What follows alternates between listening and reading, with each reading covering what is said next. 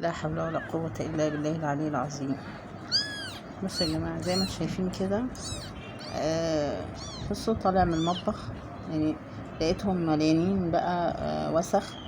ومش مهتمة بيهم خالص وسايباهم طبعا المطبخ. يعني بعد ما انا قلت لا هسيبهم لها، لقيتها للاسف مهملة فيهم ومش عارفة تنضفهم. يعني كمان مش عارفة تنضفهم. لقيت المنطقة اللي عنده اللي تحت دي كلها يعني وسخات. بصراحة قعدت امسح فيهم.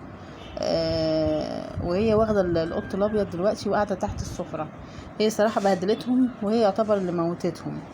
فانا زي ما انتم شايفين كده عماله انضف فيهم.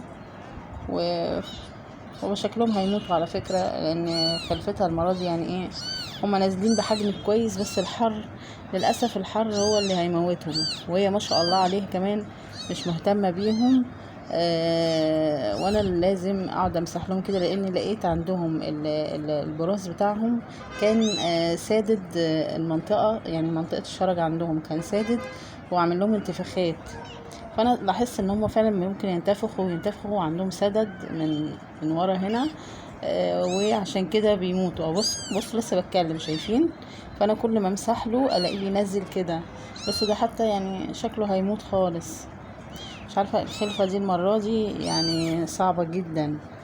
انا اللي عماله امسح لهم وانضفهم، وهي مش عارفه مش ناصحه ليه المره دي معاهم. يعني مش ناصحه خالص. يعني بصوا انا عماله امسح لهم كده واضغط عليهم وامسح لهم، لان حاسه انهم عندهم انتفاخات. فاهميني؟ بس ده بقى اللي مستسلم خالص القط ده. بصوا ما بينونوش حتى. فشكله هيتكل على الله. بصراحه يعني الجو مش مساعد. يعني الجو صعب جدا.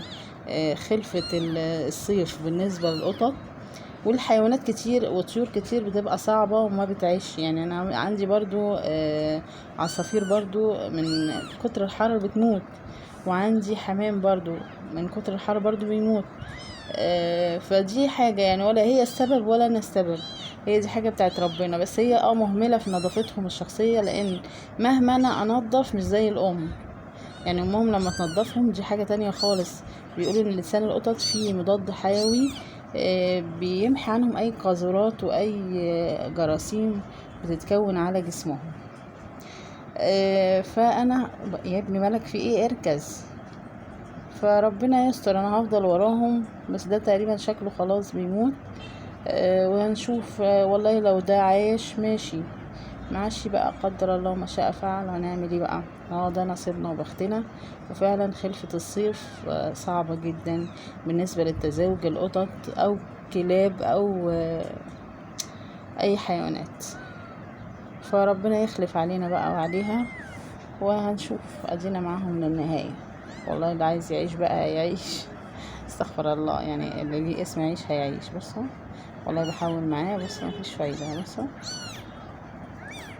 وهي واخدة بقى واحد تحت السفرة كل شوية تنقلهم، وانا تعبت بصراحة معاها خالص يا جماعة.